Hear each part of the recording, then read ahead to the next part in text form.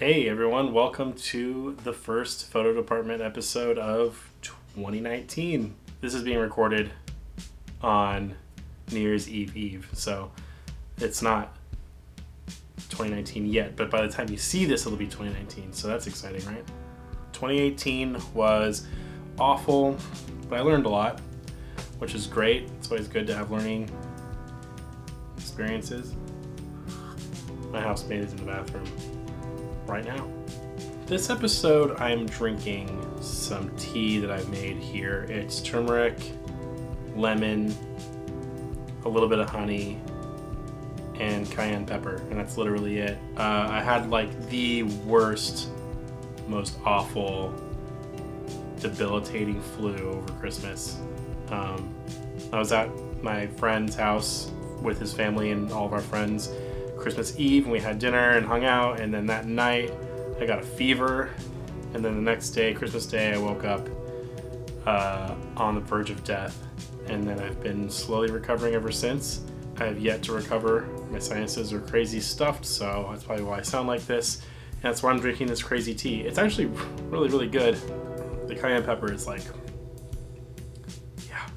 So this is an episode that I've wanted to do for a while because I'm often asked what the real difference between medium format and 35mm format film is, if any, and why I would choose one over the other. Anyone who's seen this channel knows that one of my favorite cameras is my Mamiya RB67, which is a 6x7 medium format film format. It takes 120 film, and the negatives are pretty big. So in order to give a realistic and real world comparison between medium format and 35mm format, I am using Portra 160 in both 120 and 35mm to showcase the differences between the two formats. So I'll be comparing them between two cameras, my RB67 and my Nikon F2, which is another one of my cameras that gets used quite a bit. It's my other workhorse. This is the camera I use when I need very precise and beautiful images. What I'm planning on doing is taking some photographs using both cameras. They'll both be using Portra 160, obviously 120 for this and 35mm for this, so you can see the difference between the two formats without any other things distracting you, like differences in film stock or emulsion or color or not color or whatever. I'm going to use the 50mm f1.4 on the Nikon, which is the lens that is on this camera, I would say 90% of the time. And on the Mamiya, I'll be using the 90mm f3.8, which has the equivalent field of view of about 50mm, so it's going to be as close to the lens on the Nikon as possible. Basically what I want to do is take photos from the same distance and the same plane so that the images are relatively the same, and the only difference between the two of them will be the larger surface area on the 120 versus the 35mm. My friend April and I met up this morning for coffee and took some portraits. I set both of the cameras to f5.6, so they are the same aperture setting. Like I said, the Nikon camera has the 50mm 1.4 and the Mamiya has the 90mm f3.8, which is a 50mm field of view equivalent on medium format. Before I show you some images, I wanted to kind of showcase the differences between the physical negatives of the 35mm and the 120 medium format, specifically 6x7. This is a frame of 35mm taken with my Contax G1 back when I had that camera, and this was taken with Mamiya. Actually, I think this was taken with the Pentax 6.7, but you can see there's a pretty big difference. Surface area of the 6x7 negative is quite a bit larger than the 35mm negative.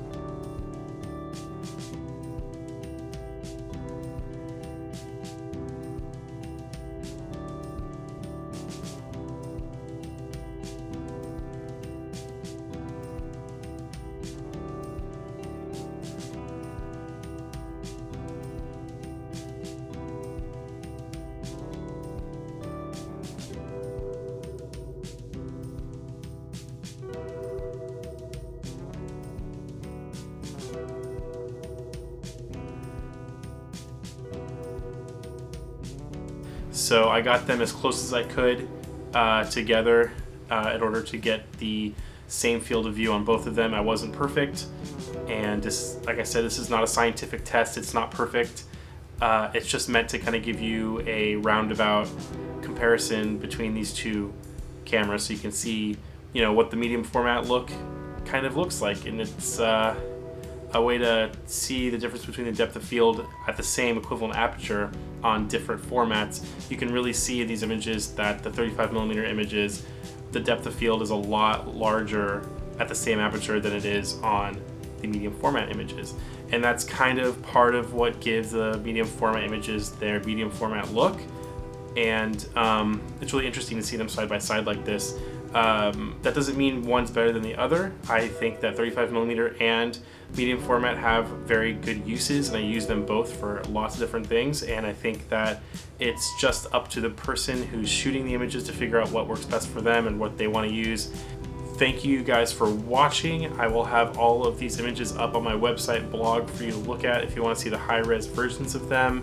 That is at csturmphoto.com. You can follow me on Instagram as always at Christopher Sturm. And there will be more videos coming up. Happy New Year, and I will see you guys later.